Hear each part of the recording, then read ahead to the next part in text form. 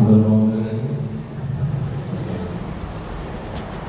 గత ఆదివారం ఆదివారం దేవుడు మనల్ని అనేక చోట్ల అభివృద్ధి సంరక్షించి మరలా మనం తన సంతానంలోకి ఆయన సంతానంలో మనం ప్రత్యక్షం అవ్వాలి. దేవుడు మనకి కోరుచున్నది ఆయనకు లెక్కలేని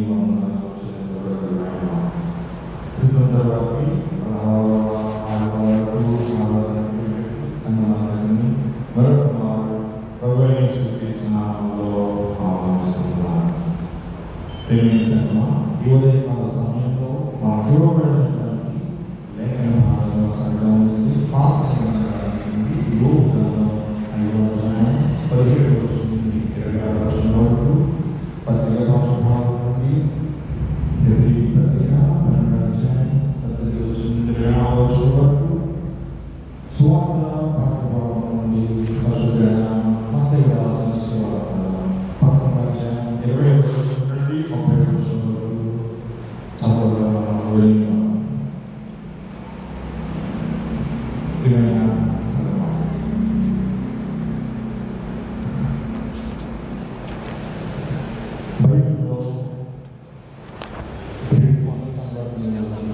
ఒక సీనాయి కొండ, రెండోది సియోను కొండ. ఒకటి సీనాయి కొండ, రెండోది సియోను కొండ. సీనాయి కొండ చాలా మంది విడుదల పొందిన జనాలు ఎర్రసముద్రాన్ని దేవుడు చేసిన సమయంలో ఎర్రసముద్రాన్ని దాటి వారు సీనాయి కొండ దగ్గరికి వెళ్ళినప్పుడు దేవుడు ఆ కొండ యొక్క తను దిగి వచ్చాడు. ఒక నిబంధన చేస్తున్నాడు. ఒక జనాంగంతో 1 లక్ష కాదు, 2 లక్షలు కాదు, 20, 30, 40 లక్షల మంది కూడా ఉండొచ్చు. సీనాయి పర్వతం దగ్గర అప్పుడున్న జనాంగం యొక్క సంఖ్య ప్రియమైన సంఘం. సీనాయి కొండ అరేబియా దేశంలో ఉందని చెప్పి అపోస్తలుడైన పౌలు గలతీ పత్రిక మనం చదివిన 4వ అధ్యాయంలో 20వ వచనం ఆ భాగంలో సీనాయి కొండకు సంబంధించిన అంశాలను మాట్లాడుతూ ఉన్నాడు. ప్రియమైన సంగమం, సీనాయి కొండ అరేబియాలో ఉంది, అంటే సౌదీ అరేబియాలో ఉంది. అందరూ ఈజిప్ట్లోనే సీనాయి కొండ అంటారు. అది ఒరిజినల్ కాదు, అది వాస్తవం కాదు. సీనాయి కొండ సౌదీలో ఉంది, సౌదీ అరేబియాలో. ప్రియమైన సంగమం, ఆ కొండ బానిసత్వం నుండి విడుదల పొందిన ప్రజలను దేవుని సన్నిధానానికి చేర్చిన ప్రాంతం. నిబంధనకు అది సూచన. మన జీవితంలో కష్టం ఉంటుంది, దుఃఖం ఉంటుంది, కన్నీరు ఉంటుంది, శ్రమ ఉంటుంది, వేద ఉంటుంది. అసలు కన్నీరే మానవుడి పూర్తి ఉన్నాడా? ఎవరు ఉండరు. ఇంతవరకు ఏడవని వాళ్ళు ఎవరైనా ఉన్నారా? ఎవరు ఉండరు ఈ లోకంలో. ప్రియమైన సంగమా, కష్టం వచ్చిందని బాధపడే వాళ్ళు ఉంటారు, వేదం వచ్చిందని దుఃఖపడే వాళ్ళు ఉంటారు, వారం వచ్చిందని కుంగిపోయే వాళ్ళు ఉంటారు.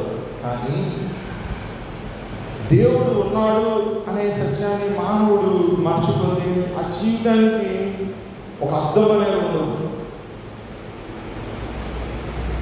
ఇశ్రాయేలు ప్రజలు ఐగుప్తులో తీవ్రమైన శ్రమ వారు అనుభవిస్తున్నారు. కఠిన శ్రమ, కఠిన వేదన.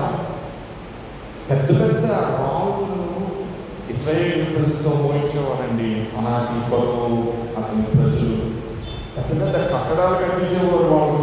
ఒక కట్టిన కట్టడాలు నేను కూడా మనకి ఈజిప్ట్లో కనబడుతూ ఉండే ఆనాడు యోధా ప్రజలకు వచ్చేసిన బానిసత్వానికి సంబంధించిన ఆనవాళ్ళు నేను కూడా కనబడుతూ ఉంటాయి ఈజిప్ట్లో. ప్రియమైన సంగమం, కన్నీరు కారుస్తున్న ప్రజలు ఎవరికి చెప్పుకుంటారు? చిన్నపిల్లలని దేవుడికి చెప్పు, తండ్రికి తల్లికి చెప్పుకుంటారు. మరి ఒక జనాంగమే శ్రమపడుతూ ఉంది. జనాంగానికి ఎవరు చెప్తారు? ఎవరు చెప్పుకుంటారు? వాళ్ళు ఎవరికైనా మా గోడు పిలుచుకుంటారు, దేవుడిని పిలుచుకుంటారు. ప్రేమ సంగమా, గోడు విని దేవుడు ఉన్నాడు. కష్టం చూడు మనకు గుర్తొస్తూ ఉంటుంది. నా తల్లిదండ్రులు ప్రభుత్వం నమ్ముకున్నాడు, నా పితరులు ప్రభుత్వం నమ్ముకున్నాడు, ప్రార్థన చేసుకోవాలి. ఇప్పుడు నేను ప్రార్థన చేయాలి. అప్పుడు వరకు ప్రార్థన అనేది మా మనసులో రాదు. దేవుడితో సమయానికి గడపాలి అనే ఆలోచన కూడా రాదు మనకి. శ్రమ వచ్చినప్పుడే, గాయమైనప్పుడే, వేదన అయినప్పుడే అప్పుడే దేవుడు గుర్తు రావాలి. కొన్ని సందర్భాలలో శ్రమ, వేదన, గాయం అందువరకు కలుగుతూ ఉంది. మనం దేవుడి దగ్గరికి నేర్పించే సాధనాలు అనుకోవాలి. దేవుని సంగమా, సీనాయి కొండ దేవుని ప్రజలతో నిబంధన చేయబడిన ఒక స్థలం. విదేశం మనం వెళ్ళాలనుకోండి, పోయి వెళ్ళాలి, దుబాయ్ వెళ్ళాలి, అమెరికా వెళ్ళాలి, ఇతర దేశాలు వెళ్ళాలి. మనము ఆఫీసు బస్సు ఎక్కి వెళ్ళినట్టు ట్రైన్కి వెళ్ళినప్పుడు వెళ్ళిపోవడానికి కుదురుతుందండి. అలాగా వేరే దేశం వెళ్ళాలి అని అంటే మనకు పాస్పోర్ట్ కావాలి. ముందుగా మన ప్రభుత్వం మనకు ఒక పాస్పోర్ట్ ఇవ్వాలి. మనం ఏ దేశం అయితే వెళ్ళాలి అని అనుకుంటున్నామో ఆ దేశం యొక్క రాయబార కార్యాలయం ఢిల్లీలోనో, హైదరాబాద్లోనో, చెన్నైలో ఆఫీసులు ఉండేవాళ్ళు. మనం వెళ్తాం, అక్కడికి అప్లై చేసుకుంటాం. మన అవసరాలకు అనుగుణంగా వాళ్ళు సంతృప్తి చెందితే మనకు వేసేస్తారు. అప్పుడు మనం ఆ దేశానికి వెళ్తాం. ప్రియమైన సంగమా, దేవుడి దగ్గరికి చేరాలంటే ఒక ఎంబసీ కావాలి. ఇది కూడా ఒక ఎంబసీనే. ఈరోజు దేవుని ఆలయంలో ఉన్నామనంటే దేవుడు ఇక్కడ ఉన్నాడు, మన సన్నిధి ఇక్కడ ఉంచాడు. ఆయన నువ్వు చేస్తున్న ప్రార్థన ఆయన వింటాడు. పాప ప్రపంచం అలీనియా అనేది బానిసత్వానికి సూచనగా ఉందని అపోస్తలుల పౌలు 4వ అధ్యాయంలో 24వ వచనంలో అంటున్నాడు.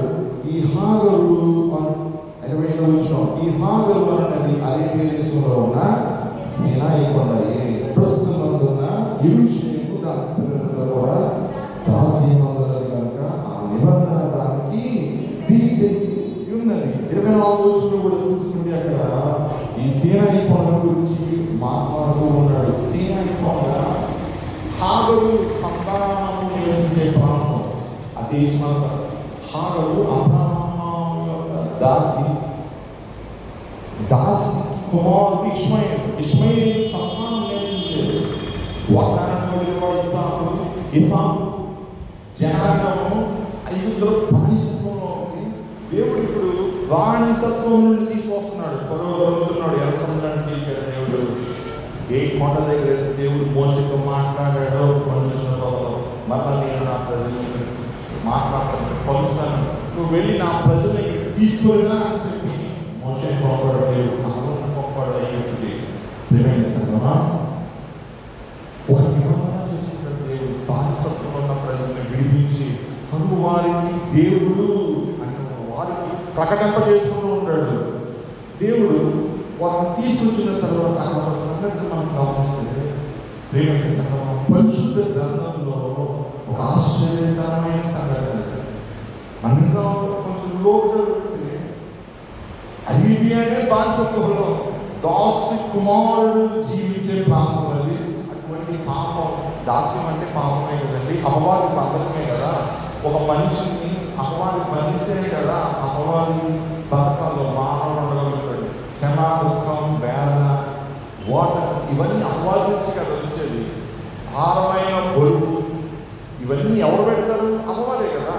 2 ఎద్దులు ఉంటాయండి, దాని మీద కాలు పెట్టాలి. 2 ఎద్దులు సమానంగా ఉండాలి. కాలి ఒక ఎత్తు ఉండకూడదు, ఒకటి తక్కువ ఉండకూడదు. కాలి పెట్టినప్పుడు 2 కూడా మోయగలుగుతాయి బరువుని కదండి. ప్రియమైన సంగమా, దాని మీద బరువు పెట్టబడుతూ ఉంటుంది, కాలి పెట్టబడుతూ ఉంటుంది.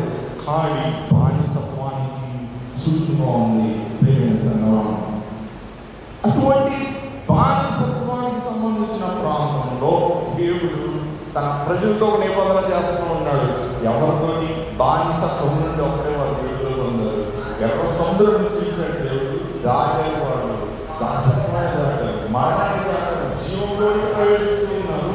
వాటంత భూమిలోకి వారు వెళ్ళడానికి సీనాయి కొండ దగ్గర దేవుడు కొరకు ఎదురు చూస్తూ ఉన్నారు. దేవుడు కూడా వారి చూస్తున్నాడు, నా ప్రతి కూడా వస్తుందని. ప్రియమైన సమయంలో చదవబడిన హెబ్రీ పత్రికలో మనం గమనిస్తూ ఉన్న సందర్భంలో హెబ్రీ గ్రంథకర్త 10వ అధ్యాయంలో కొన్ని మాటలు మాట్లాడుతూ ఉన్నాడు. 18వ వచనం చదువుకుంటే, స్పృశించి తెలుసుకున్నదైనట్టు మండుచున్నట్టు మనము ఆ కొండను పట్టుకోవచ్చు. మనము దేవాలయం ఇలా పట్టుకున్నామని స్పృశించామండి. కొండను పట్టుకోవచ్చు అంటున్నాము, కొండను కూడా మనం తాకొచ్చు. అందుకే అంటాడు, స్పృశించి తెలుసుకున్నదైనట్టు మండుచున్నట్టు ఆ కొండ మండుతూ ఉందంట. మండుచున్నట్టు కొండకును అగ్ని అంటాడు. దేవుడు సినాయి కొండ మీద ఈరోజు సందర్భంలో ఆయన ఊరికి రాలేదు. ఆయన ఊరికి రాలేదు. ఆయన దిగి వచ్చినప్పుడు ఆ కొండ దేవుడి దగ్గరతో కాలిపోతుంది. మీరు యూట్యూబ్లో చెక్ చేస్తే జబుల్ మోసాన్ రోడ్డు మీకు సౌదీలో ఉన్న ఆ కొండ మీకు కనబడదు. నేటికి కూడా కాలిపోయే ఉంది. ఒక సజీవ సాక్ష్యంగా ఉంది. దేవుడు దిగి వచ్చిన ఆ ప్రాంతం, ఆ కొండ సినిమా దేవుడు దిగి వచ్చినప్పుడంట అది అగ్నితో పడిందంట. ఇంకొక మాట అంటున్నాడు, కారు మేఘమును ఆయన పాదాల కింద గాఢంగా ఉంటుందంటే ఆయన పాదాల కింద గాఢంగా ఉంటుంది. స్వరూపమును దేవాలయంలో ప్రార్థిస్తున్న సందర్భంగా అంటూ ఉంటాడు. ప్రేమ సంగమా, మనం జ్ఞాపకం చేసుకోవాలి దేవుని సన్నిధి ఎలా ఉంటుంది. అబ్రహాము ఆదికాండం 15 ఉన్నప్పుడు గడాంతకాలం అబ్రహామును కమ్ముకుందంట. అంటే ఆ సమయంలో దేవుడు వస్తున్నాడు అక్కడికి. ఆయన సమీపించాడు. ఎందుకు సమీపించాడు? ఒక నిబంధన చేసుకుంటూ ఉన్నాడు. ఒక జనాంగం నీలో నుండి వస్తుంది. ఆ జనాంగం ఐగుప్తులో బానిసత్వంలో ఉన్నారు అనే విషయాన్ని చెప్తూ ఉన్నాడు. 400 సంవత్సరాలు వారి బానిసత్వంలో వారిని విడిపించి ఈ దేశంలో వారికి స్వాస్థ్యంగా ఇస్తానంటున్నాడు. ప్రియమైన సంగమా, గాఢాంధకారం ఉందంట ఆ సమయంలో. ఇంకొక మాట అంటాడు, తుఫాన్ అంట. తుఫాన్ ఎలా వస్తుంది? భయంకరంగా వస్తుంది. కొన్ని రోజుల క్రితం హాంకాంగ్లో ఎక్కడో మొత్తం తుఫాన్ వచ్చిందండి. మనుషులు ఎగిరిపోయారు. జస్ట్ 10 days క్రితం అనుకుంటా ఎవరో యూట్యూబ్లో పెట్టి వాట్సాప్లో పెట్టారు. నాకు కాళ్ళు ఎగిరిపోతున్నాయి, మనుషులు ఎగిరిపోతున్నారు. భయంకరమైన తుఫాన్. ఇప్పుడు తుఫాను అనే మాట ఉపయోగపడుతుంది. బోర ధ్వని, రాజుగారు వస్తున్నారంటే కంప్లీట్ మోగించబడుతుంది. బోర మోగించబడుతుంది.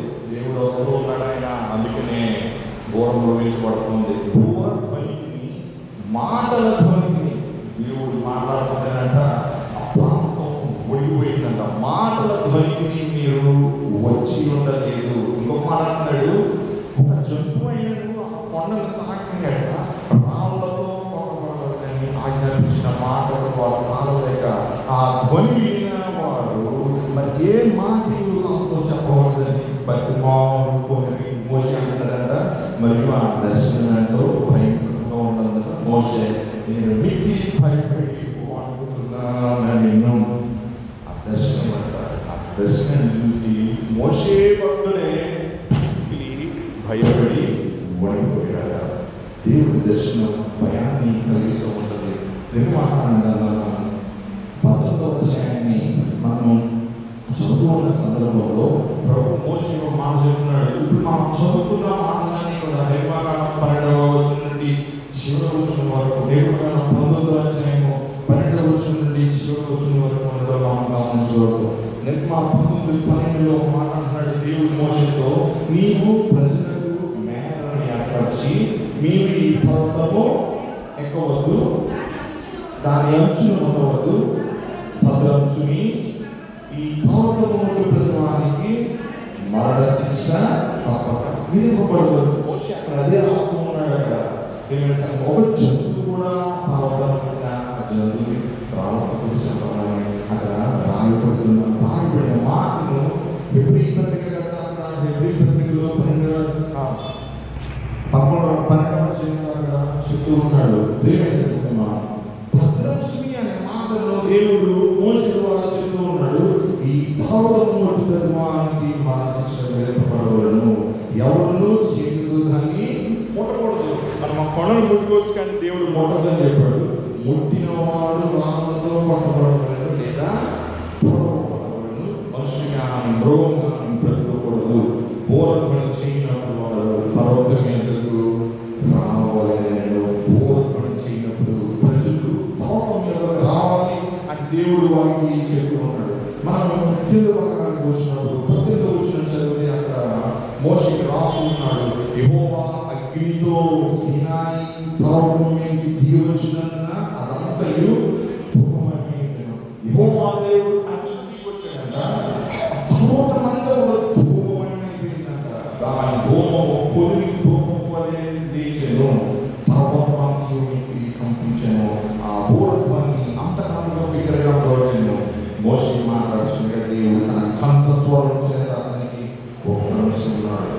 ప్రాంతం, దేవుడు మాట్లాడిన ప్రాంతం, తన ప్రజలు తన స్వరాన్ని వినిపించిన ప్రాంతం, బానిసత్వం నుండి విడుదల పొందిన ప్రజలకు దేవుడు సినాయి మీద తన మాట వినిపిస్తూ ఉన్నాడు.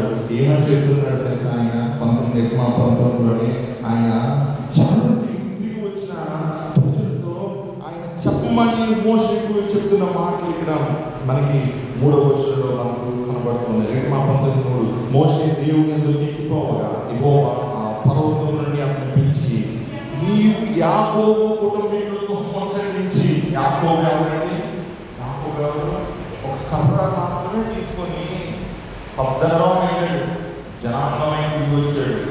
ఆ కుటుంబం ఐగుప్తులో స్థానమైంది. కౌలికుడు యాకోబు కుటుంబీకులతో ముచ్చటించి ఐగుప్తు వెళ్ళినప్పుడు దేవుడు యాకోబుకు చెప్పాడు, నీ జనాంగాన్ని మరలా నేను ఈ దేశానికి తీసుకొస్తాను, నువ్వు భయపడుకున్నాడు. వాగ్దానాన్ని దేవుడు చేశాడంటే అది నెరవేర్చే దేవుడు అయినాడు. ఈరోజు ఇంకొక వాగ్దానం చేశాడు, అది తర్వాత నీ సంతానానికి దేవుడు దాన్ని నెరవేర్చాడు. నువ్వు అనుకుంటావు ఈ వాగ్దానాన్ని నెరవేర్లేదని, వాగ్దానాన్ని స్థిరపరిచి దాన్ని నెరవేర్చలేదు.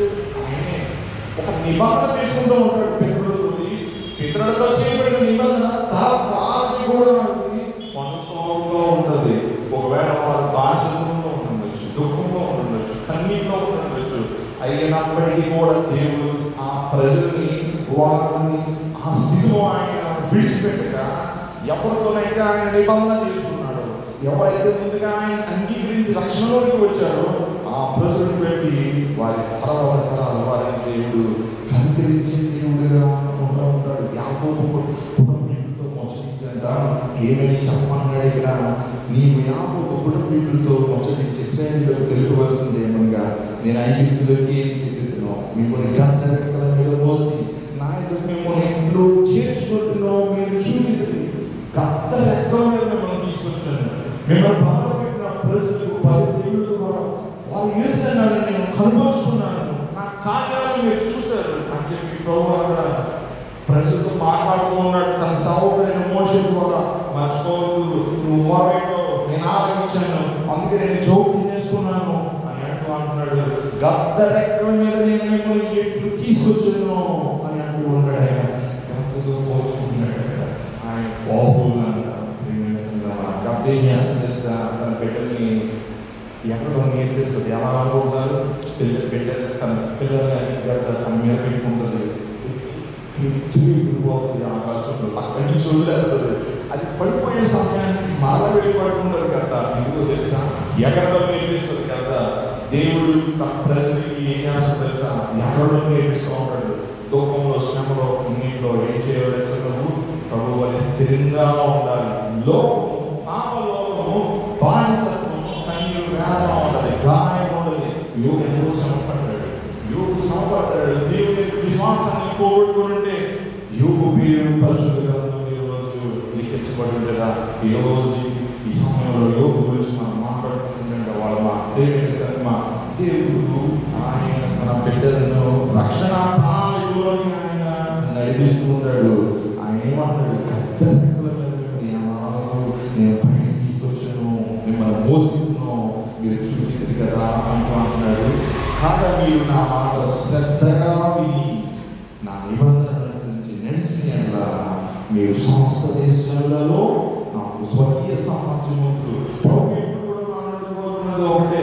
ఈరోజు రక్షించబడ్డ శ్రమలో విడుదలలో ఆయన నీతో నిబంధన చేసుకుంటూ ఉన్నాడు. నిబంధన చేసుకున్న ఆయన నీతో చేయడం మాట ఏంటంటే, నా మాట నువ్వు శ్రద్ధగా వినాలి అంటాడు. వినాలి. శుక్రవారం రాత్రి మనము వాక్యం విన్నాం. అందులో దేవుడు నేల గురించి మాట్లాడాడు. ముందపడిన ఆ నేల గురించి, అదేవిధంగా మంచి నేల గురించి మాట్లాడాడు. వాక్యం విత్తబడినప్పుడు 3 ప్రాంతాల్లో పడిన విత్తనాలు ఏ రీతిగా ఫలించాలని దేవుడు చెప్తూ ఉన్నాడు. మంచి నేలలో ఆ భూమిని చీల్చినప్పుడు మంచి నేల ఏం చేస్తుంది? లోపడుతూ ఉంది. రాత్రి నేల దేవుడు లోపడిందా? రాత్రి నేల శ్రమకి, అది అహంకారానికి, గర్వానికి సూచంగా ఉంటే, ముంద పొద కష్టాలకి, దుఃఖానికి, శ్రమకు వేదనగా ఉంది. అంచువేస్తూ ఉంటాయి వాక్యాన్ని, విశ్వాసం నుంచి లాగుతూ ఉంటాయి. కానీ మంచిగా దేవుడు లోబడింది. ప్రభు ఏం చెప్తాడు తెలుసా? నా మాట శ్రద్ధగా ఉన్నట్టున్నాడు. లోబడాలి. గురుమాన్ని భూములు తీసినప్పుడు ఆ భూమి చీలిపోతుంది. మనం జ్ఞాపకం చేసే శ్రమ మన జీవితాన్ని గాయపరుస్తుందేమో, కానీ అది మనల్ని బలపరుస్తుంది అన్న సత్యాన్ని దేవుడి ఉదయకాల సమయంలో తన బిడ్డలతో ఆయన మాట్లాడుకున్నాడు. మాట్లాడుతున్నాడు, నా మాట శ్రద్ధగా ఉంది, నా నిబంధనను అనుసరించిన నాకు మీరు స్వకీయ సంపాదించు, మీరు నా స్వాస్థ్యము, నా స్వంత ఆస్తిగా మీరు ఎంచబడతారు అని ప్రభు అంటున్నాడు. సమస్త భూమి నాది కదా, మీరు నాకు యాజకరూపమైన రాజ్యంగాను పరిశుద్ధమైన ప్రజగా ఉందని చెప్పు అంటాడు. మనము దేవుడికి యాజకరూపమైన రాజ్యంగా, పరిశుద్ధమైన సందర్భంగా మనం ఆయనకి ఉన్నామని అంటున్నాడు.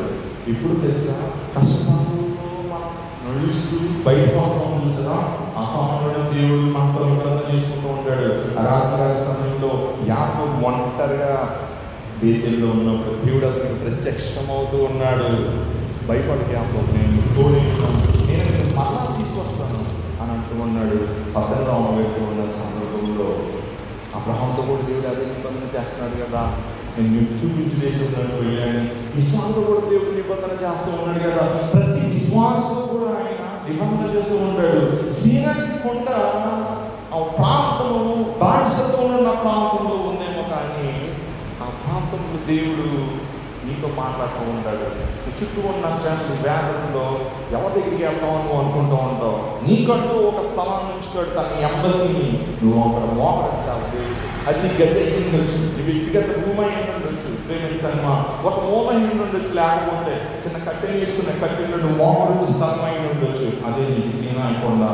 అబ్బాయికి వస్తే నీకు ఎన్ని శ్రమలు ఉండొచ్చు, కానీ ప్రభు నీలో ఆ ప్రాంతంలో నిబంధన చేసుకునే దేవుడుగా ఆయన ఉంటూ ఉన్నాడు. సీనాయి కొండ మీద దేవుడు దిగి వచ్చినప్పుడు ఆ దర్శనానికే మోసే భయపడి వణకుతూ ఉంటే, మరి ఆ స్వరాన్ని విన్న ఇశ్రాయేలు ప్రజలు ఎంత భయపడి ఉంటారు. ఆయన మాట మాకు వినలేకపోతున్నాం, నువ్వు మాట్లాడి ఆయన మాటలు మాకు తెలియచెప్పుకున్నారు. 20వ అధ్యాయం మనం గమనించినప్పుడు 19 వచ్చును 18 నుంచి 20 వరకు ప్రజలందరూ ఆ ఉరుములు, ఆ మెరుపులు, ఆ బూరధ్వనియు, ఆ పర్వత ధూమమును చూసి భయపడి పోయి దూరంగా నుంచి మోసలేదండి. నీవు మాతో మాట్లాడము, నీవు విందుము, దేవుడు మాతో మాట్లాడి కదా ఏమో చనిపోతూ అంటున్నారు. అందుకు మోసే భయపడుతుంది, నీవు పరీక్షించుకును, నీ పాపం చేయకున్నట్టు ఆయన భయం కోరుకున్నట్టు దేవుడు ఏం చేసినని ప్రజలతో చెప్పడంట. అప్రిమెంట్సన్నమా భయపడద్దు, అయితే పాపం చేయకున్నట్లు మీ ఆయన భయం మీ మీద ఉండినట్లు ఆయన దర్శనాన్ని ఇచ్చాడు అని చెప్పాక మోసే ప్రజలతో మాట్లాడుతూ ఉన్నాడు. చంద్రపోతాం ఇక్కడ మనం చూస్తూ ఉన్న సందర్భంలో పౌలు ఏం మాట్లాడంటే, మీరు ఆ పర్వతం దగ్గరికి రాలేదు, సీనాయి పర్వతం దగ్గరికి మీరు రాలేదు అని అంటూ ఉన్నాడు. ఇది సీనాయి పర్వతం దగ్గర ఉన్న ప్రజలతో చేస్తున్న మాట హెబ్రీ పత్రిక వాడు మనం ఏ ప్రజల కొరకైతే రాస్తున్నాడు, యోధా జనాంగం అందరి కొరకు, భక్తులు అందరికీ కొరకు కూడా, దేవుడి విశ్వాసం అందరికీ, వారు ఇశ్రాయేలు ప్రజలైన అన్యులైన వారందరికీ కూడా ఈ పత్రికను రాస్తూ ఇక్కడ చెప్తూ ఉన్నాడు. ఆనాడు సీనాయి కొండ అంత భయంకరంగా దేవుడి సన్నిధానంలో ఉండి, ఇప్పుడు మీరు పర్వతం దగ్గరికి కాదు మీరు వచ్చేది అని చెప్తూ అంటున్నాడు. ఎవరైనా 12 అంటున్నాడు. ఇప్పుడైతే సియోను కొండకు, జీవం గల దేవుడి పట్టణమునకు, అనగా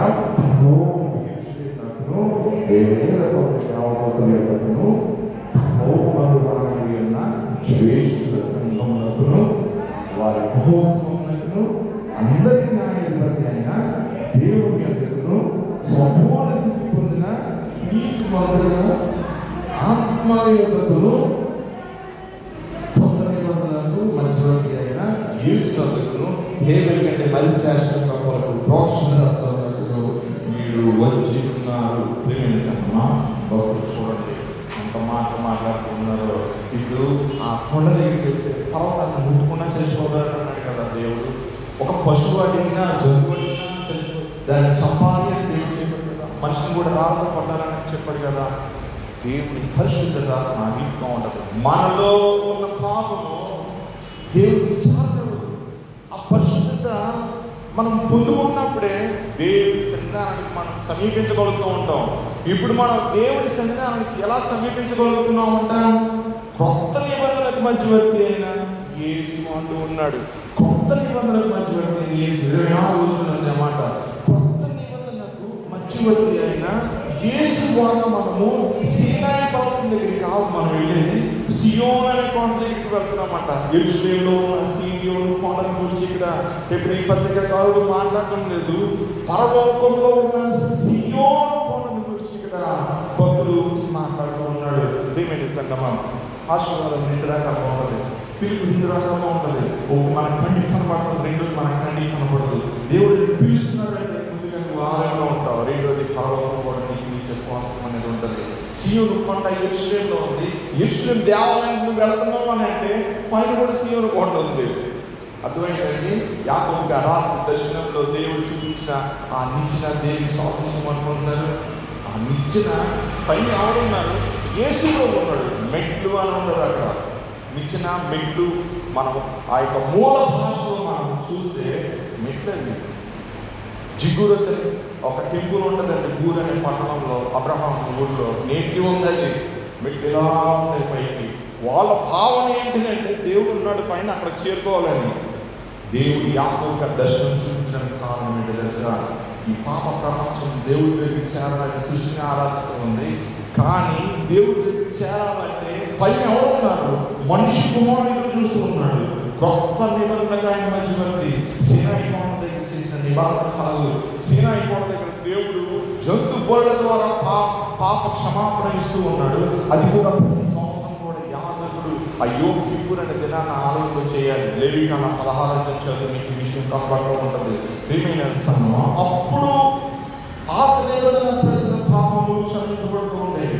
అయితే ఇప్పుడు దేవుడు ఏం చేస్తున్నాడు? కొత్త నిబంధనకు మధ్యవర్తి అయిన ప్రభుని, మన రక్షకుడు, మన యేసు ప్రభుని ఆయన ఏం చేస్తున్నాడు? కల్వరి కొండ మీద ఆయన దర్యాప్తిస్తూ ఉన్నాడు. దాచుకోలేదంటే ఇందాక మనం మాట్లాడుతున్నాం కదండి. ఆయన దాయలేదు. తన కుమారుని దాయిగా ఏం చేశాడంటే మనకి ఇచ్చేసాడంటే ఎలా ఇచ్చాడు? సిలువ మీద ప్రాణాన్ని అర్పించాడు. ఒక మాట అంటూ ఉంటాడు యోహాను భక్తుడు, దేవుడు లోకం ఎంతో ప్రేమించాడు కాగా ఆయన అద్వితీయ పొందిన కుమారుని విశ్వాసం నుంచి ప్రతివాడు నశింపక నిత్యం పొందినట్లు ఆయనను అనుగ్రహించాడంట. డిడోమి అనే పదం వాడబడింది దీనిలో. డిడోమి అంటే చేశాడని అర్థం. తీసుకోవాలి ఇచ్చేసాడు దేవుడు. ఇంకెంత కావాలి? దేవుడు నీకు శ్రమలో ఉన్నప్పుడు నేను విడిపిస్తున్నాడు కదా. నిన్ను ఈ లోక శ్రమ మాత్రమే కాదు సుమా, ఇది కొంతవరకే మరణ శ్రమ అనేది కూడా ఉంటుంది. ఆ శ్రమ కూడా దాన్ని నిత్యమధ్యం చేసుకోవాలంటే ఆయన ఏం చేయాలి? తన కుమారుడు పెట్టాలి. ఆయన తల్లి అర్పించాలి. ఆయన సొంత కుమారుడిని. అందుకనే దేవుడు తన ప్రియ కుమారుడిని లోకంలో పంపుతున్నాడు. ఏమైనా మానవ పాపాన్ని తన కుమారుడిని రక్తం ద్వారా శుద్ధి చేస్తూ ఉన్నాడు. తన కుమారుడిని రక్తంలో నీ పాపానికి నా పాపానికి ఆయన ముగింపు పలుకుతూ ఉన్నాడు. మన మీద రాయబడిన రుణపత్రం, ఇతడు పాపి అని రాయబడిన రుణపత్రాన్ని దేవుడు తన కుమారుడిని రక్తం ద్వారా కొట్టివేసి మీకు దాన్ని సిలువలో ఉన్నాడంట. అపోస్తలుడైన పౌలు కొరింథీయులకు రాసిన 2వ పత్రిక 2వ అధ్యాయంలో 13-15 వచనంలో ఇక్కడ రాయబడుతూ ఉంది. ఏమని? అపరాధముల వలన శరీరంలో సున్నతి పొందబడిన వలన మీరు మృతులైండగా దేవుడు వ్రాతపూర్వకమైన ఆజ్ఞల వలన మన మీద రుణంగాను మనకు విరోధంగా పత్రం ఏం చేశాడంట? మేకులతో సిలువ కొట్టి దాన్ని మీ జీవితాలను చేశాడంట. మన పాపం ఏసిగా సిలువ మీద అక్కడ యూదు రాజు నజరేయుడైన యేసు అని ఉంటుంది. ఎందుకో తెలుసా? దాన్ని ఏం కనబడుతుంది తెలుసా? నేను ఈ వ్యక్తి కొరకు చనిపోయాను అని నా పేరు నీ పేరు అక్కడ రాయబడి ఉంటుంది. మనకి ఆత్మీయ రూపంలో మనం చూసినప్పుడు నీ కొరకు చనిపోయాను అని ఆత్మీయ రూపంలో దేవుడు మనతో మాట్లాడుతూ ఉన్నాడు. మీకు కొట్టాక దాన్ని చూసి మాకు అర్థం లేకుండా దాన్ని ఎత్తివేసి ఆ ప్రాణమైన క్షమించి ఆయనతో కూడా మేము జీవింపజేస్తున్నాం. పాపము మనిషిని మృత స్థితిలోకి తీసుకుని వెళ్తుంది, బానిసత్వంలోకి తీసుకుని వెళ్తుంది. అయితే దేవుని కుమారుడైన క్రీస్తు జీవంలోకి తీసుకుని వెళ్తుందంట. ఈ లోక సంబంధమైన సీనాయి కొండ కాదు, ఈ లోక సంబంధమైన సియోను కొండ యెరూషలేములో ఉంది. దాని దగ్గరికి మనం వెళ్ళేది. ఎక్కడికి వెళ్ళాలంట? ఆయన వాళ్ళని ఎక్కడికి తీసుకుని వెళ్తాడంట? పరలోకమంట, యెరూషలేము పట్టణం, దేవుని పట్టణం అంట. ప్రియ సంగమా, పరలోకపు యెరూషలేము అనే మాటను 22వ వచనంలో భక్తుడు అంటూ ఉన్నాడు. వేరే దేవతలు ఉంటారంట అక్కడ. సంపూర్ణ స్థితి పొందిన వారి ఆత్మలు ఉంటాయంట అక్కడ. నీతిమంతులు ఉంటారంట. నీతిమంతులు ఎవరండి? ఆయన రక్తంలో కడగబడిన వారు, ఆయన కొరకు బ్రతికిన వారు. వీళ్ళందరూ ఎక్కడ ఉంటారంట? పరలోకంలో ఉంటారంట. వారందరూ ఎక్కడ ఉన్నారు? ప్రభు దగ్గర ఉన్నారు. ఇప్పుడు మనము ఆయన దగ్గర మనం ఎలా చేరుకోగలుగుతున్నాం? ఆ పరలోకాన్ని మనం ఎలా చేరుకోగలుగుతున్నాం? కొత్త నిబంధనలకు మధ్య ద్వారా పాత నిబంధనలు సీనైపోయిన వారి నిబంధన ద్వారా తీసుకుని వెళ్తూ ఉన్నాడు దేవుడు. వీనాడు ఆలోచిస్తే అని చెప్పి దేవుడు కదా ఆజ్ఞిస్తూ ఉన్నాడు. తన స్వరాన్ని నుంచి విన్న మాటలు వినాలి, లేకపోతే ఈ ఆజ్ఞ శిక్షించబడతారని ప్రభు చెప్తూ ఉన్నాడు కదా. ఎక్కడ చెప్పిన మాటలు సీనైపోవడం దగ్గర చెప్పాడు. అప్పుడు దేవుడు వారిని తీసుకెళ్ళాడు సీనాయికి. ఇప్పుడు దేవుడు మనకి ఎటువంటి ఆత్మ ఇవ్వడం లేదు, ఎటువంటి శిక్ష ఇవ్వడం లేదు. ఆయన ఏం చేస్తుంది తెలుసా? పాపం చేసిన వ్యక్తికి ఆ రక్తాన్ని ఇస్తున్నాడు, శుద్ధి చేస్తున్నాడు, సంపూర్ణపరుస్తున్నాడు, నీతిమంతులుగా మారుస్తున్నాడు, నీతిమంతులుగా మారుస్తున్నాడు. విశ్వాసాన్ని ఎవరైతే ఆయన కట్టుకున్నక్కడ వారు ఆ పరలోకపు సియోను అనే యెరూషలేము పట్టణానికి, దేవుని పట్టణానికి వెళ్తారట. అక్కడికి వెళ్ళాలంటే యేసు దగ్గరికి రావాలి. పాపం పాటి భాగంలో చెప్తూ ఉన్నాడు. ఇప్పుడు నువ్వు యేసు దగ్గర పట్టుకోవచ్చు ఆయన్ని. అక్కడ సినాయి కొండ ముట్టుకోవద్దానంటే కావాలి. ఇప్పుడు కొండను ముట్టుకోవచ్చు. దర్శనంలో పై ఉన్న యెరూషలేములో సినాయి కొండ నువ్వు ముట్టుకోవచ్చు. యేసుతో నువ్వు మాట్లాడవచ్చు, దేవుడితో నువ్వు మాట్లాడవచ్చు. సినాయి కొండ దగ్గర అవకాశం లేదు నీకు, కానీ ఇప్పుడు దేవుడు ఇస్తూ ఉన్నాడు. సియోను కొండ దగ్గర ఎక్కడ ఉందంటే అది పరలోకం ఉంది. రమ్మని దేవుడు పిలుపునిస్తూ ఉన్నాడు. సంగమా, అక్కడికి మీరు వచ్చారు అని ప్రభువు చెప్తూ నీమంటూ ఉండేటంటే 24వ వచనంలో ఆయన హేబేలు కంటే మరి శ్రేష్టంగా కొరకు పోషణ రక్తం మీరు వచ్చారంట. హేబేలు రక్తం అంట ఎంత నీతిమంతుల రక్తం అండి అది. తన అన్న వేషం చంపేశాడు, చంపేశాడు తన సొంత కుటుంబాన్ని. కానీ హేబేలు రక్తం భూమి నుంచి మొరపెట్టాలా? దేవుడు అన్నట్టు ఏంటో నీ తమ్ముని యొక్క రక్తం నాకు మొరపెట్టనే అంటున్నాడు. సంగమా, దేవుడు రక్తం రోజు ఒక వ్యక్తిని నశింప చేయాలని మొరపెట్టట్లేదు. ఎలా మొరపెట్టిందో తెలుసా? ఆ వ్యక్తిని క్షమించుకోవా మొరపెడుతుంది. ఆ రక్తము ఈ వ్యక్తి కొరకు నేను నా రక్తాన్ని చిందించిన నా ప్రాణాన్ని తిరిగి లేచాను, ఈ వ్యక్తి సజీవుడు అని చెప్పి ప్రతిమలాడుతుంది దేవుడిని. ప్రేమైన సంగమా, ఎందుకో తెలుసా? స్వరం ఏంటో తెలుసా? రక్షణ ఉంది, రక్షించబడు అని దేవుడు పిలుస్తూ ఉన్నాడు. ప్రేమైన సంగమా, మనం జ్ఞాపకం చేసుకోవాల్సిన సత్యం. దేవుడు కఠినాత్ముడు అనుకుంటావా? చెప్పాలనుకున్నావు మాట చెప్పకుండా దేవుడు కఠినాత్ముడు అండి. కష్టం వచ్చినప్పుడు ఏమంటారు తెలుసా? ఆ దేవుడు ఇలా చేసేది ఏంటంటే అంటారు. మనం ఒక కుటుంబం చాలా కన్నీరుతో ఉంది, ప్రార్థించుకున్నారు.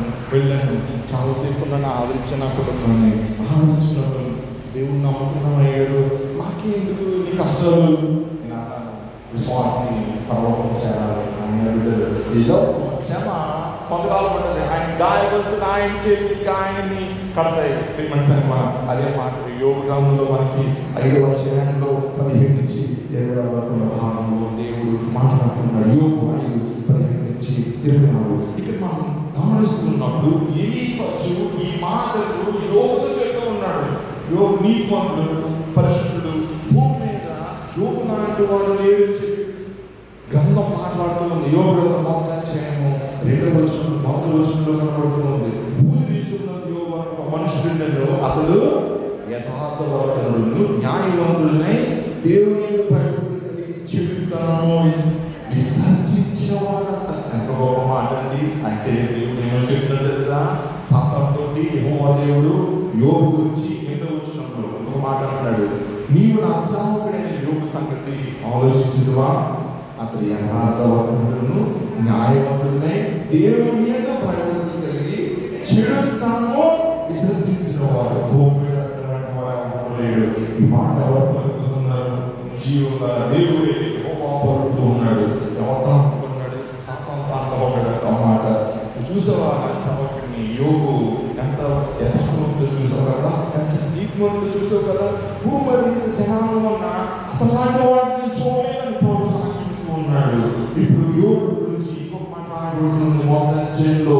యోగు తన కుమారుడిని పోగొట్టుకున్నాడు, తన ఆస్తిని పోగొట్టుకున్నాడు.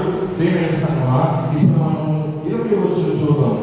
అన్ని పోయిన తర్వాత తన బిడ్డలు చనిపోయిన తర్వాత చదవండి. అప్పుడు యోగు ఈ మాట చదవాలి, జాగ్రత్త. యోగు లేచి ఎప్పుడు తన కుమారుడు చనిపోయిన తర్వాత ఆస్తి గురించి బాధపడలేదు, ఆస్తి బాధపడలేదు, మళ్ళా వస్తుంది. కుమార్తెను పోగొట్టుకున్నప్పుడు యోగు లేచి చదవండి, తన పరివస్త్రమును చింపుకొని అవరణలో తొలగించుకుని నా మీద సాష్టాంగపడి నమస్కారం చేసి ఇట్లా అన్నాడంట. నేల మీద సాష్టాంగం పడ్డాడంట. అబ్రహాము ఆ ఎండవేళ ఆ గుడారపు వాకిలి కూర్చున్నప్పుడు 3 దేవతలు వస్తూ ఉన్నారంట. వెంటనే అబ్రహాము గమనించాడు, ఎండవేళ కనిపించారు అక్కడ. మన భాగం చోటు కనబడుతూ ఉంటుంది. ప్రేమించాను ఆ భాగంలో మారాడు మాట. అబ్రహాము పరుగు వెళ్ళాడంట. పరుగు వెళ్ళి వారికి వంగి నమస్కారం చేశాడంట. యూదులు ఎలా నమస్కారం చేస్తారు తెలుస్తారు మీకు? ముస్లిమ్స్ చేస్తారు చూస్తారు కదా, యూదులు కూడా అలాగే ప్రార్థన చేస్తారు. దేవుడికి వంగుతారు, పెడతారు, ఉంచుతారు, తల కింద ఉంచుతారు. దేవుడి సన్నిధానంలో యోగు కూడా అలాగే చేస్తూ ఉన్నాడు. లేచి మోకరించాడు, వంగాడు, తల పెడుతూ ఉన్నాడు కింద దాకా. నమస్కారం చేయమంటే గ్రంథంలో ఆయనకు నమస్కారం అంటే ఆరాధన అని అర్థం వస్తుంది. ఆయన నమస్కరించి ఆరాధించి నీకు లోపట్ల ప్రభావం ఉన్నాడు అని ఏమన్నాడు? నేను నా తల్లి గర్భంలో నుండి దేవుడు వచ్చింది, దేవుడు యెహోవా ఇచ్చిన యెహోవా తీసుకుని యెహోవా నామమునకు స్తుతి కలుగును గాక. ఎంత మాట మాట్లాడే విషయంలో తల్లి గర్భంలో నుండి దేవుడు వచ్చిందంట. తిమ్మనే తిరిగి వెళ్తాము అంటాడు. యెహోవా ఇచ్చిన యెహోవా తీసుకుని పోయాను, యెహోవా నామమునకు స్తుతి కలుగును గాక అంటున్నాడు. అంటూ మాట్లాడుతున్న ఈ సంగతులలో ఏ విషయంలో యోగు ఏ పాపంలో చేయలేదు. దేవుడు అన్యాయం చేసినని చెప్పలేదు, దేవుడు అన్యాయం చేసినని చెప్పలేదంట. నీ పొందడం ఉంటాడు. అయితే యోగు కొన్ని మాటలు కూడా మాట్లాడితే ఏమంటుందంటే 3వ వచనంలో తన పుట్టిన దినాన్ని శపిస్తూ ఉన్నాడు. ఏమంటున్నాడు? నా తల్లి గర్భద్వారంలో అది మోయినందుకును, నా నేత్రములో అది బాధను చేయనందుకును నేను పుట్టిన దినము లేకపోవును గాక అంటున్నాడు. 4వ వచనం ఆ దినము అంధకారం ఒకటి గాక అన్నాడు. 5వ వచనం చీకటి కాల అంధకారం మరలా దాన్ని తన ఎందుకు తీసుకున్నాడు గాక అని అంటున్నాడు. మనం ఈ 3 అధ్యాయం మొత్తం చదువుతుంటే కొన్ని మాటలు పలుకుతూ ఉన్నాడు. ఆ మాటలు ఈలిపోతూ విన్నాడు. యోగు 3 స్నేహితులు యోగును పరామర్శిద్దామని మాట్లాడుతూ యోగుని మాటల ద్వారా హింసిస్తూ ఉన్నారు, శోధిస్తూ ఉన్నారు. నువ్వు పాపం చేసి ఒక సమయానికి వచ్చిందని. కానీ బైబిల్ ఏం చెప్తుంది? దేవుడు ఏమని చెప్తున్నాడు? యోగు నీ పొందని చెప్తూ ఉన్నాడు. ఇప్పుడు 5వ వచనంలో యోగుతో మాట్లాడుతూ ఉన్నాడు. ఏమని మాట్లాడుతున్నాడు? 17వ వచనంలో దేవుడు గద్దించు మనుషుడు ధన్యుడు, కాబట్టి దేవుడు సర్వశక్తుడు దేవుని శిక్షను తునీకరింపము. నిజమే, దేవుడు గద్దించే మనుషుడంట ధన్యుడంట. నిజమే, ధన్యులు ఎవరైతే దేవుడు వారు క్రమశిక్షణలో పడతారో వారు ధన్యులు, వారు ఆశీర్వదించబడిన వారు. సర్వశక్తుడు దేవుడు తునీకరించదు అంటున్నాడు. యోగు నువ్వు అంగీకరించు, నువ్వు పుట్టిన దినాన్ని శపిస్తూ ఉన్నావు అని అంటూ ఉన్నాడు. ప్రేమించ సంగమా 18వ వచనంలో ఆయన గాయపరిచి గాయముని పట్టును, ఆయన గాయం చేయను, ఆయన చేతులే స్వస్థపరుచుడు. గాయపరుచుడంట, ఆయన గాయం కడతాడంట, స్వస్థపరుచుడంట. 6 బాధల నుండి ఆయన నిన్ను విడిపించును, 7 బాధలు కలిగిన నీకు ఏ కీడును తగలదు. క్షామకాలం మరణం నుండి యుద్ధమున ఖడ్గ భావం నుండి ఆయన నిన్ను తప్పించును. వాస్తవమే కదా. మంచి మాట్లాడుతూ ఉన్నాడు. ఇక్కడ ఆయన గాయపరుస్తాడు, గాయాన్ని ఆయన కడతాడు. ఆదరిస్తున్నాడు, ఆయన బిడ్డ చనిపోయినప్పుడు ఆదరిస్తూ ఉన్నాడు. మాట ద్వారా ప్రియమైన సంఘమా మనం జ్ఞాపకం చేసుకోవాలి. మనం దేవుడి ప్రేమను ఎప్పుడు కూడా మర్చిపోకూడదు. ఆయన పొందిన దేవాలయ మనకి స్వస్థత.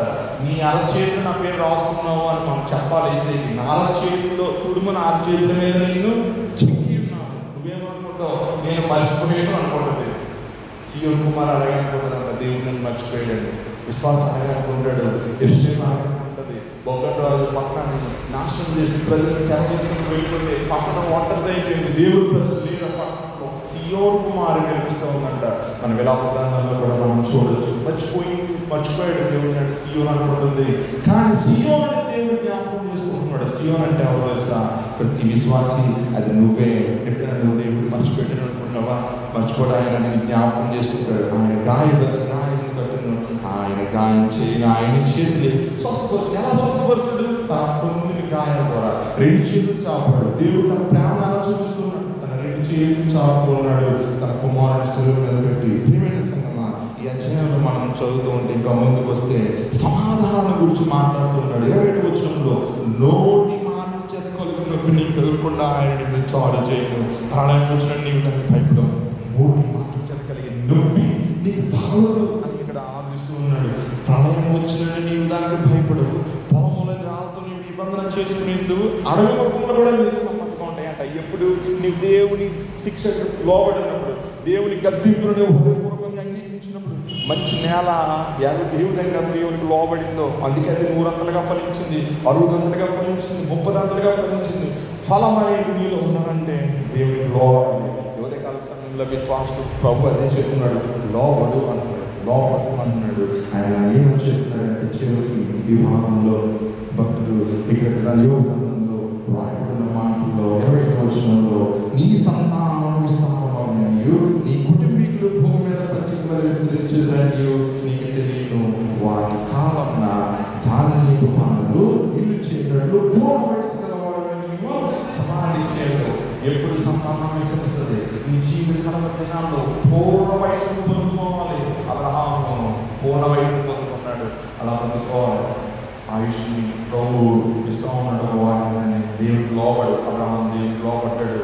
తన దేశానికి వెళ్ళాడు, అన్యుల దేశానికి వెళ్ళాడు. భయంకరంగానే ఉన్నాడు, కానీ దేవుడు తోడుకున్నాడు, ధైర్యంగా ఉన్నాడు. ప్రియమైన సంగమా, రోజు ఈ పాపం అనే ప్రపంచంలో నువ్వు ఒంటరిగా ఉండి సమయం వ్యాధులు దిగుపడుతున్నావా? దేవుడు కౌన్సిలింగ్ పెట్టినప్పుడు బాధపడుతున్నావా? బాధపడుతా అన్నాడు ప్రభు. దేవుడిని అంగీకరించు, లోపడు. నువ్వు ఆయుష్ పొందుకుంటా ఉన్నాడు. ఈ సంతానం విస్తరిస్తుందని అన్నాడు. విస్తరించాలి అని అంటే నువ్వు ప్రభుకు లోపడు. చివరిగా యేసు ప్రభు వారు మన రక్షకుడు అద్భుతమైన మాటల్ని మత్తయి సువార్త 11వ అధ్యాయంలో 25వ వచనం నుండి 30వ వచనం వరకు చదువుతాడు. రాయబడుతున్న ఈ మాటల్లో ఆయన చెప్తున్నాడు. మత్తయి సువార్త 11వ అధ్యాయం 25వ వచనం నుండి 30వ వచనం వరకు ఆయన చెప్తున్నాడు. 25వ వచనంలో ఆ సమయంలో యేసు చెప్పినది ఏమనగా, తండ్రి ఆకాశములకును భూమికి ప్రభువా నీవు జ్ఞానులకును వివేకులకు ఈ సంగతులను మరుగు చేసి పసివాళ్ళను బయటపరిచిన వారిని స్తుతించుచున్నాను. ప్రభు అంటున్నాడు, ఒక సమయం ఉంది. ఆ సమయము ఏంటంటే మనము 20వ వచనంలో మనం మాట చదువుతాం. పిమ్మట ఏ పట్టణంలో ఆయన విస్తారమైన అద్భుతములు చేస్తున్నో ఆ పట్టణంలో వారు మారు మనస్సు పొందకపోవడం వారిని గద్దింపసాగాడంట. అయ్యో కొరజీనా, అయ్యో బెన్సీనా, మీ మధ్య చేయబడిన పట్టణంలో తూర్పు సీదోను పట్టణంలో చేయబడిన తేడా ఆ పట్టణంలో వారు పూర్వమైన పట్టణాన్ని భూమిలో వేసుకుని మారు మనస్సు పొందిందురు. నిజమే కదా? తూర్పు సీదోను పట్టణం కూడా లెహేసుకుని అలెగ్జాండర్ వచ్చాడు. ప్రాంతానికి సర్వనాశనం చేసాడు. అలెగ్జాండర్ వచ్చినట్టు సొదొమ గొమొర్రాలను దేవుడు అగ్నితో కాల్చివేశాడు. ఈ పట్టణ ప్రజలకు సువార్తను ప్రకటిస్తే వారు మారు మనసు ఉండేవారు. దేవుడు పెట్టినాడు వారికి. దేవుడు తన కుమారుడు ద్వారా సువార్తను ప్రకటిస్తున్నా వారు మారు మనసు పొందలేదు. ప్రభు మాట్లాడుతున్నాడు. ఏమంటున్నాడు? 25వ వచనంలో మనం చదవబడిన ఈ భాగంలో ప్రభు చెప్తున్నాడు, జ్ఞానులకి వివేకులకి ఈ సంగతులను మరుగు చేసి పసిపోరు కొరకు వస్తున్నాడు. ఎవరైతే చిన్నపిల్లలు దేవుడి ప్రార్థన అంగీకరించగలుగుతారో వారిని దేవుడు తన రాజ్యానికి తీసుకుని వెళ్తాడు.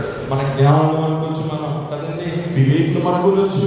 కానీ మా ఉదయం దేవుడి వాక్యాన్ని స్వీకరించడానికి ఒక చిన్న పిల్లవాడి హృదయం వల్ల లేకపోతే దేవుని రక్షణ సువార్తను మనం అంగీకరించడం. 26 రోజులు ఉన్నాడు. అవును తండ్రి, ఇలా చేయట ఈ రోజుకి అనుకూలమైన సమస్తము కాబట్టి తండ్రి గారి ఎవరు కుమారుడు నీవు యేసయ్య కాకుండా ఆయన లేకుండా నువ్వు పరలోకానికి చేరలో, తండ్రి దగ్గరికి నువ్వు చేరలో. ఇప్పుడు కుమారుడు కాకను కుమారుడు ఎవరికి ఆయన బయటపరిచిన దర్శించడం వాడుగా మరి ఎవరు తండ్రిని ఎరుడు, తండ్రి తేజోమయుడు, ఎవరు కూడా ఆయన చూడలేరు. ఇప్పుడు శిష్యుడైన యోహాను మనం రాసిన పత్రికలో మొదటి అధ్యాయంలో ఆయన ఒక అద్భుతమైన మాటను రాస్తూ ఉన్నాడు. 19వ వచనంలో, ఎవడు ఎప్పుడైనా దేవుడిని చూడలేదు, తండ్రి రొమ్ములో అతని కుమారుడు ఆయనను బయలుపరిచాడు. ఎవరు చూడలేదు దేవుడిని, తండ్రి రొమ్ములో ఉన్నాడంటే అతని కుమారుడు. తండ్రి మనకు ఎలా కనబడుతున్నాడు? ఏసైలో కనబడుతున్నాడు. ఏసైలో వచ్చాడు ఆయనే తండ్రి. తనే యేసు ప్రభువుకి కుమారుడు దేవుడిగా ఆయన వచ్చాడు. నీకు నాకు ప్రత్యక్షమయ్యాడు, నీ కొరకు నాకు ప్రయాణిస్తున్న మీద తన ప్రాణాన్ని పెట్టాడు. ఆయన అంటూ ఉన్నాడు, నా ద్వారానే తప్ప ఎవరు తండ్రి అందరూ చాలలేడు, నా ద్వారా కనుక ఎవరు తండ్రి లేడు అని అంటూ ఉన్నాడు. 21వ వచనంలో అద్భుతమైన మాట మాట్లాడుతుంది. ప్రయాసపడి భారం మోసుకొంటున్న సమస్త జనులారా ఆయన దగ్గర మీకు విశ్రాంతి ప్రయాసపడి భారం మోసుకొని పోతున్న సమస్త జనులారా, ఈ భారమ సినై కొండ దగ్గర భారాన్ని విడిచిపెట్టి సినై కొండ దగ్గర సియోను కొండకి రా పిలిపిస్తున్నాడు. సినై కొండ దగ్గరికి భారాన్ని విడిచిపెట్టి సియోనుకు తీసుకుని వెళ్ళి యేసు ప్రభు దగ్గరికి నీ భారాన్ని పెట్టు అంటున్నాడు. ఆయన నీకు విశ్రాంతి ఇస్తాను అంటున్నాడు. పిలుపునిస్తూ ఉన్నాడు. నీ భారము నీ ప్రయాస కింద పెట్టే విడిచిపెట్టే, నేను నీకు విశ్రాంతి ఇస్తాను, ఆయన ఇంటికి రండి అంటూ ఉన్నాడు. 29వ వచనం, నేను సాత్వికుడను దీన మనసు కలవాలను కనుక నీ మీద కాడి ఎత్తుకుని ఆయన నేర్చుకోడు. ప్రభు అంటున్నాడు, సాత్వికుడిని దీన మనసు కలవాన్ని అని అంటున్నాడు. మీరు నా కాడి ఎత్తుకొని నా ఎత్తు నేర్చుకోండి. యేసు ప్రభు సిలువను మోసాడు. నువ్వు నేను కూడా సిలువను మోయాలి. చిన్న సేవకే మనం బాధపడుకోకపోయిందంటే యేసు ప్రభు మానవాళి పాప భారం అంతా ఆయన మోసాడు. మానవాళి దుఃఖం అంతా మోసాడు కదా. మన భారం మనం మోసుకోవడానికి మనం దుఃఖపడితే మన ప్రభు ప్రతి మానవుడి బాధను ఆయన భరించాడు కదా. ప్రతి మానవుడి మరణవేదన ఆయన సిలువ మీద భరించాడు కదా. ఆయన ఉండే మాట అంటాడు, నన్ను చూసి నేర్చుకోనండి, నా యొక్క నేర్చుకోనండి. కాడి సిలువకు సాదృశ్యంగా ఉంది. కాడి దేవుడికి అప్పగిస్తున్న పిల్లుకు సాదృశ్యంగా ఉంది. కాడి ఎవరు మోస్తారు? పశువులు మోస్తాయి. లోపడమంటున్నాడు, లోపడుతుంది అది. నువ్వు కూడా లోపడని ప్రభు చెప్తుంది. ఉదయకాల సమయంలో ప్రభు లోపడు అంటున్నాడు, నా కాడి ఎత్తుకుని నా యొక్క నేర్చుకుని అప్పుడు మీ ప్రాణములకు విశ్రాంతి దొరకని ఆలయానికి నా కాడి సులువుగాను నా భారము తేలికగాను ఉన్నవి. సేనై పర్వతం దగ్గర ఇచ్చిన ఆజ్ఞలు పాపం చేయొద్దని అంటున్నాయి. నువ్వు సియోను కొండ దగ్గరికి వస్తే పాపం మనకి జ్ఞప్తిక నీకు ఉండదు. ఎందుకో తెలుసా? ఆయన రక్తంలో నువ్వు కనగబడతావు. సులువుగా ఉంటుంది. ఆ కార్యం చాలా తేలికగా ఉంటుంది. నిత్యరాజ్యాన్ని తీసుకుని వెళ్తుంది. సరైన ప్రభావం నడిపిస్తుంది. అందుకని ప్రభు ఉదయకాల సమయంలో చెప్తున్నాడు, ఆయన శిక్షణను పునీకరించున్నాడు. సృష్టి తెలుసుకోదగిన సియోను కొండలను ఆయన మర్చిపోమన్నాడు. ఇక సినై కొండ దగ్గర అన్నాడు. ఆ విధంగా వచ్చి నిత్య రాజ్యాన్ని చేరుకుని ప్రభుత్వ యుగాలు ఉన్నట్టు పరిశుద్ధాత్మ దేవుడు నీకు సహాయం చేయగాక. ఆమె సమస్త జ్ఞానం ఇచ్చిన దేవుడి సమాధానం యేసుక్రీస్తు వలన మీ హృదయములకు తలంపులకు కావలేగాక. ఆమె